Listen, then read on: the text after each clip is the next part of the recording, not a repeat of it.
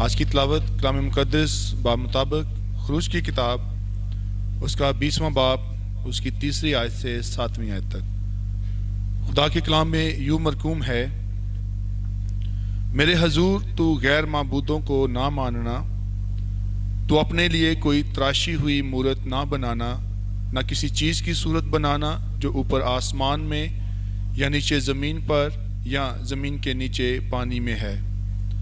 تو ان کے آگے سجدہ نہ کرنا اور نہ ان کی عبادت کرنا، کیونکہ میں خداوند تیرا خدا غیور خدا ہوں، اور جو مجھ سے عداوت رکھتے ہیں ان کی اولاد کو 3 اور 4 پشت تک باپ دادا کی بدکاری کی سزا دیتا ہوں، اور ہزاروں پر جو مجھ سے محبت رکھتے اور میرے حکموں کو مانتے ہیں رحم کرتا ہوں۔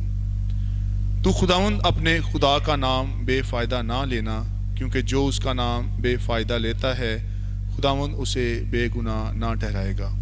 خداوند کے کلام کا پڑھا جانا اور سنا جانا ہم سب کے لیے باعث برکت ہو۔ خداوند کا شکر ہو۔ اور آج دوسرا حکم ہے،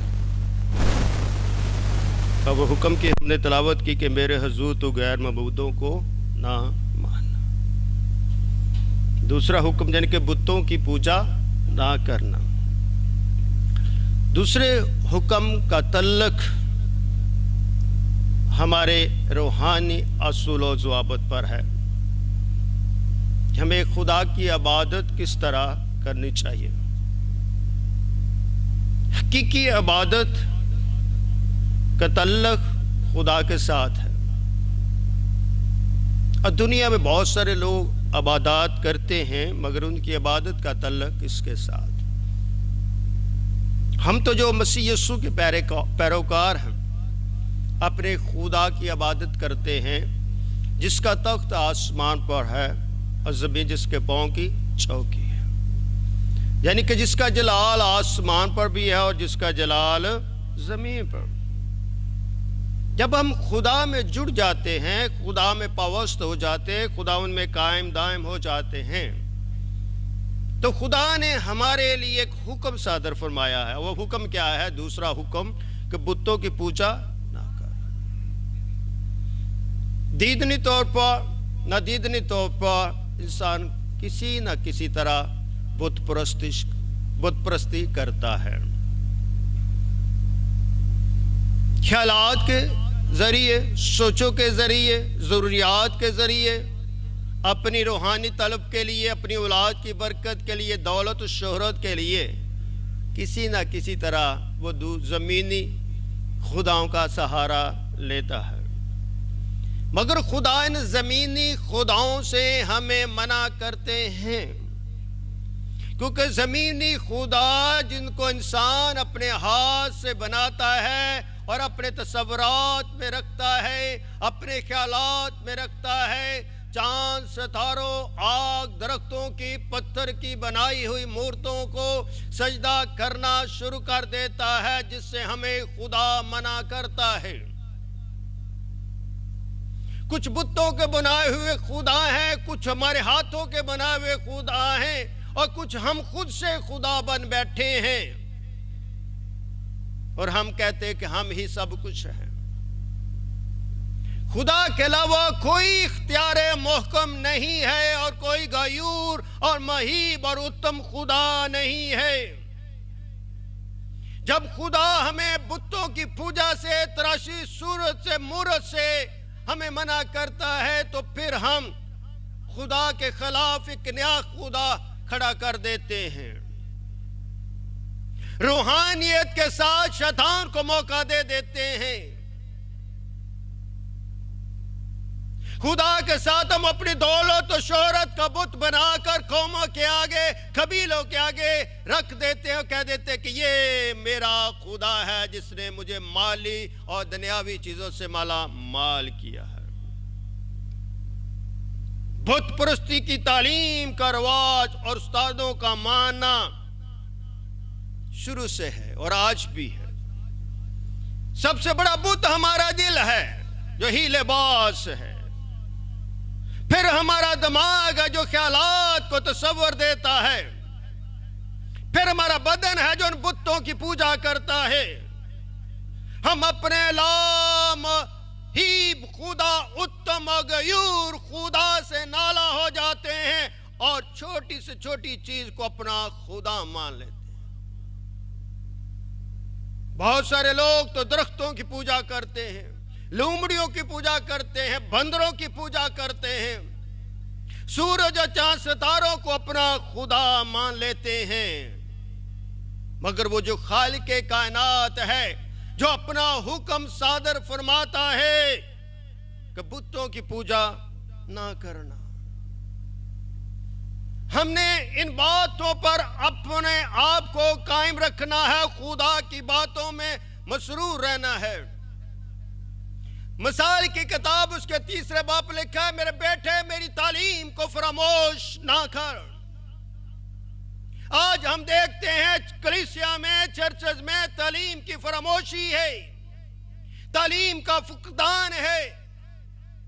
دولت و شہرت نے ہمیں اتنا گمراہ کر دیا ہے کہ ہم خود ساختہ توپا دنیا کے نقش پر دنیا کے خدا بن بیٹھے ہیں اور حقیقی خدا سے دور ہو گئے ہیں۔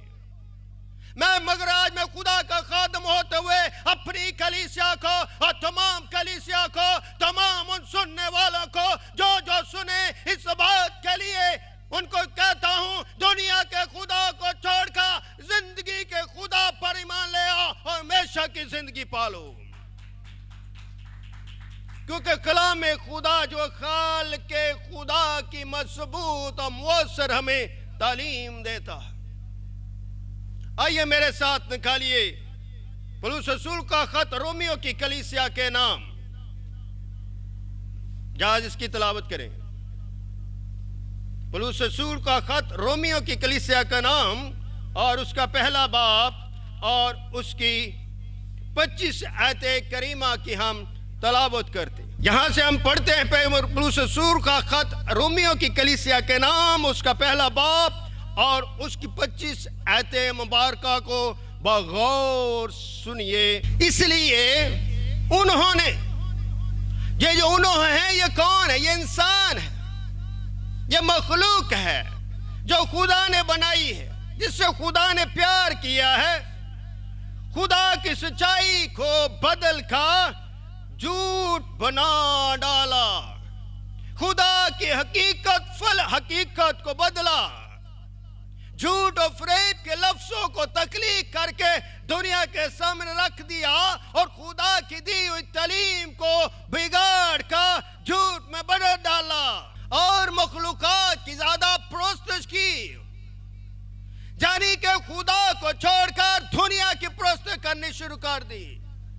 خدا کی قدرت کا انکار ہو کر محدود خدا کو ماننا شروع کر دیا اور اپنی بھی صورت بدل لی، اپنے بھی خیالات بدل لیے اور جھوٹ کی طرف عمل پیرا ہو گئے۔ عبادت کی نسبت اس خالق کے جو اب تک معبود ہے، اپنی عبادت سے، اپنی تعلیم سے انہوں نے خدا معبود کو پیچھے چھوڑ دیا اور اپنے خداؤں کی اور اپنے دیوتوں کی انہوں نے پرست شروع کر دی۔ مگر میرا اور آپ کا جو ہم ایماندار ہے، میرا خدا وہ خدا ہے، غیور خدا ہے، جو اپنی روح ہمارے نتھروں میں پھونکتا ہے، جس سے مجھے زندگی ملتی ہے، جس سے میرا وجود تخلیق کیا جاتا ہے، جس سے مجھے شکل اور صورت ملتی ہے، تاکہ میں خدا کی تعلیم پر کھڑا رہوں، قائم رہوں، مضبوط رہوں اور اس کی گواہی دیتا رہوں۔ خدا کے بارے میں بہت سارے لوگ غلط سوچیں رکھتے ہیں۔ خدا کے بارے میں غلط سوچ ہمیں کربزی گناہ کی طرف لے جاتی ہے، اور جب ہم خدا کے خلاف کھڑے ہو جاتے ہیں تو خدا کے خلاف بت پرستی کرتے ہیں، کفر بکتے ہیں اور اپنے تصورات میں ایک خدا بن کر دنیا کے سامنے آتے ہیں۔ ہم اپنے ہاتھوں کو اتنا بڑا بنا کے پیش کرتے ہیں کہ خدا کے ہاتھوں کو دیکھنے سے قاصر ہیں۔ آپ کے ہاتھ جو ہیں گناہ آلودہ ہیں، مگر میرے خدا یہوہ یری کا ہاتھ قدرت والا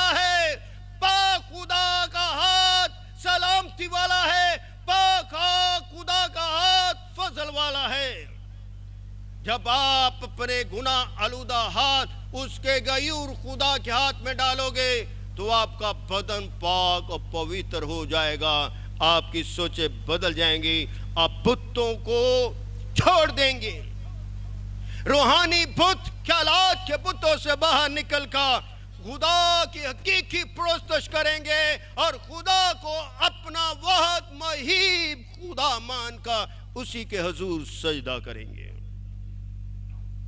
میرا خدا باکمال ہے، ہم بے وفا ہیں، وہ با وفا ہے، وہ انسانوں سے پیار کرتا ہے، خدا کو گناہ سے کراہت ہے، مگر میرے خداوند یسوع المسیح کو میرے گناہوں کے لیے بھیج دیا۔ میرا بدن پاک ہے مگر اس کے بیٹے نے میرے بدن کو پاک کیا۔ میری زبان جھوٹ بولتی ہے مگر اس نے مجھے روح دیا تاکہ میں سچائی کی زبان بول سکوں۔ جب ہم بت پرستی کرتے ہیں تو لکھا اس کے باپ دادا کی بدی خدا کے حضور کیا رہے؟ یاد رہے، اور اس کی ماں کا گناہ مٹھایا نہ جائے۔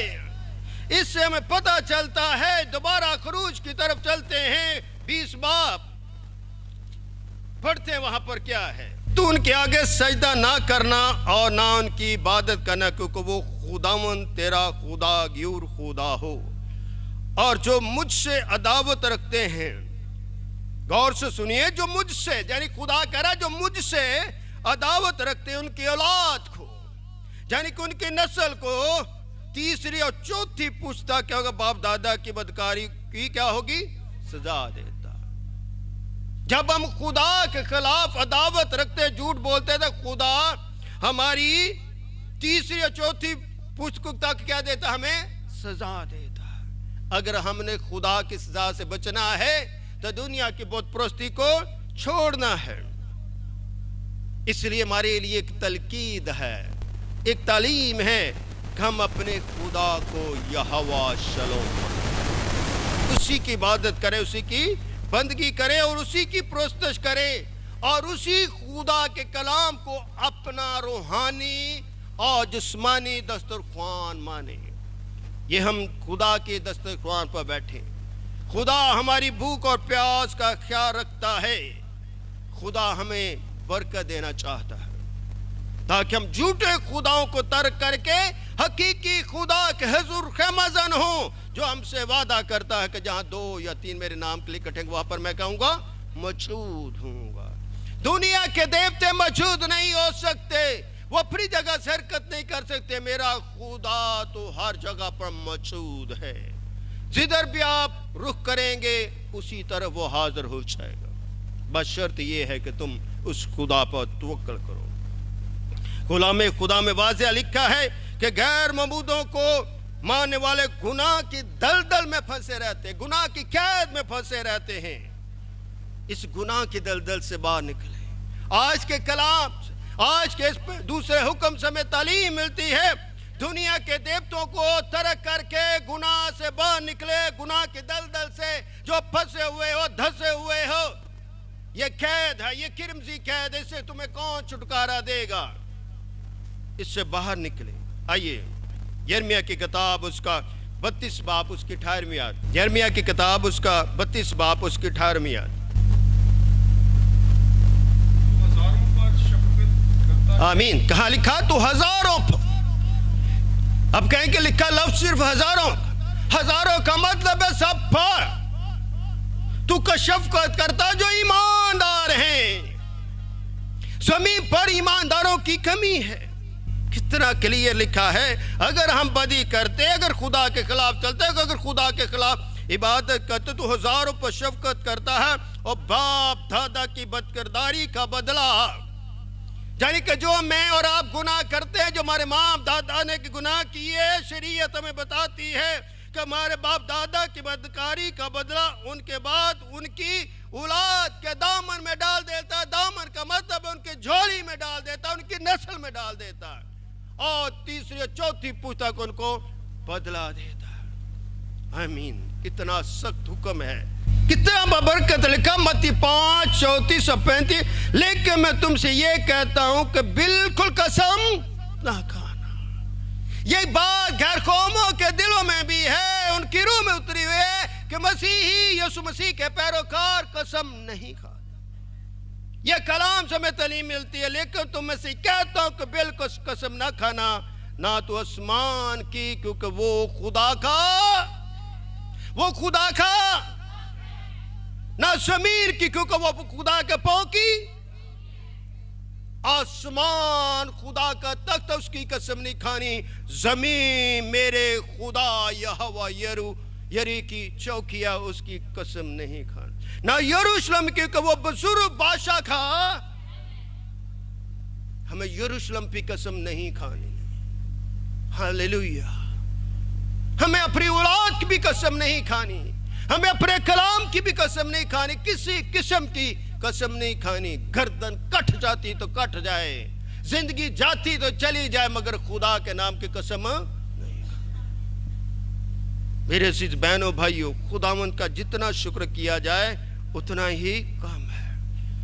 अगर हम तोले जाएं तो खुदा में पूरा निकले, हम कम तोले जाते हैं तो कम निकलते हैं। जिस तरह खुदा ने हमें पहला हुक्म दिया कि खुदा की इबादत करना, एक खुदा की इबादत करना, ये नजरिया ईमान और मुहकम ईमान है। दूसरा हुक्म है बुतों को तर्क करके खुदा को मानना, ये भी खुदा का फरमान है। इसलिए नया अहदनामा और पुराना अहदनामा मिलकर खुदा के नाम को क्या देता है? जलाल देता है और उसके बेटे यीशु मसीह की गवाही देता है।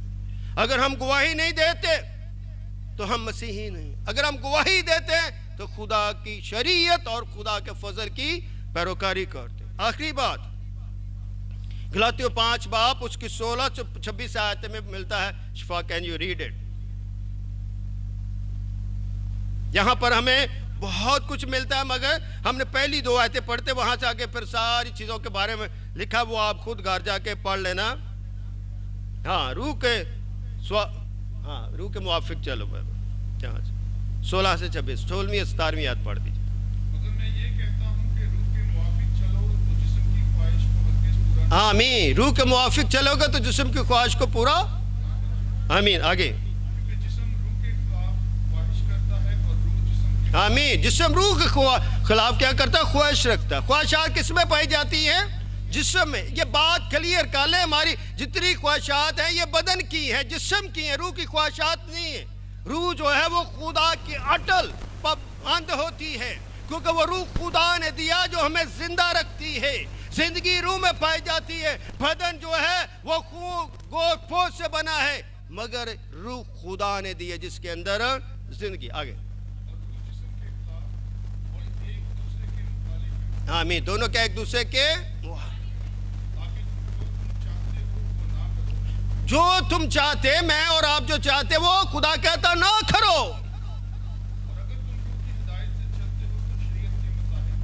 आमीन। अब जिस्म के काम तो जाहिर है, यानी हरामकारी, नापाकी, शर्मप्रस्ती, भूतप्रस्ती, जादूगरी, अदालतें, झगड़ा, हसद, गुस्सा, तिफरके, जुदाइयाँ, बिदअतें, उगत, नशाबाजी, नाचना और इनकी मानत। आमीन। देखिए कितनी चीजें खुदा ने मना कर दी। अगर हम ये करते हैं तो खुदा का हुजूर क्या करते? बुत परस्ती करते। हमने ये बुत परस्ती नहीं करनी। आमीन।